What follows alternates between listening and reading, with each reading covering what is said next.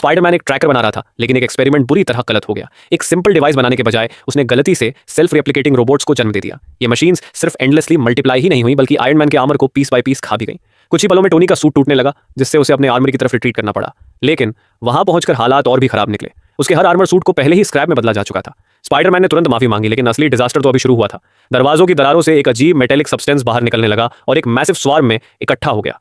ये अब सिर्फ रोबोट्स नहीं रहे थे, स्वार्म एक लिविंग एंटिटी बन चुका था। मिशेल, जो अब स्वार्म के नाम से जाना जा रहा था, पूरे मास को कंट्रोल कर रहा था। स्वार्म ने हमला भी सबसे बुरे समय पर किया। टोनी का डैमेज्ड आर्मर फाइट के बीच मलन फंक्शन करने लगा, जिससे वो पूरी तरह एक्सपोज्ड हो गया। स्पाइडरमैन ने तुरंत इलेक्ट्रीफाइड वेब्स का इस्तेमाल करके टोनी को डेंजर से बाहर खींच लिया। स्वॉर्म ने तुरंत टारगेट बदल दिया और कुछ ही सेकंड्स में स्पाइडरमैन को जकड़ लिया। तभी अचानक दो पावरफुल एनर्जी ब्लास्ट्स ने स्वॉर्म को चीर दिया। टोनी किसी तरह अपना पैच टुगेदर अनस्टेबल सूट फिर से चालू करने में सफल हो गया था। स्पाइडरमैन उसके आर्मर को देखकर दंग रह गया, लेकिन टोनी ने उसे याद दिलाया कि पहले अपनी बनाई हुई प्रॉब्लम को ठीक करे। स्वॉर्म दो विशाल मैसेज में बट गया और दोनों हीरोज का एक साथ पीछा करने लगा।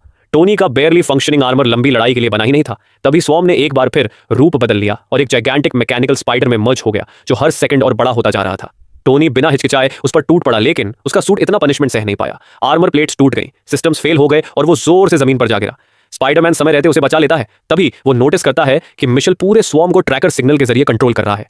पीटर ने सिग्नल ओवरराइड करने की कोशिश की और कुछ पलों के लिए वो काम भी कर गया, लेकिन सेकंड्स बाद स्वार्म फिर से बन गया और पहले से भी ज्यादा पावरफुल होकर लौट आया। तभी टोनी को असली प्रॉब्लम समझ आ गई। ओवरराइड गलत नहीं था, उसके पास बस इनफ पावर नहीं थी। एक पल भी बर्बाद किए बिना टोनी ने अपना आर्क रिएक्टर सीधे पीटर के ट्रैकर से जोड़ दिया और उसमें पहले से कहीं ज्यादा एनर्जी भर दी।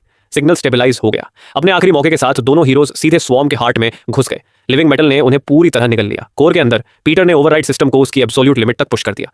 इस बार सिग्नल कायम रहा, स्वार्म रुक गया, टूटने लगा और फिर पूरी तरह डिसइंटीग्रेट हो गया। आखिरकार बैटल खत्म हो चुकी थी।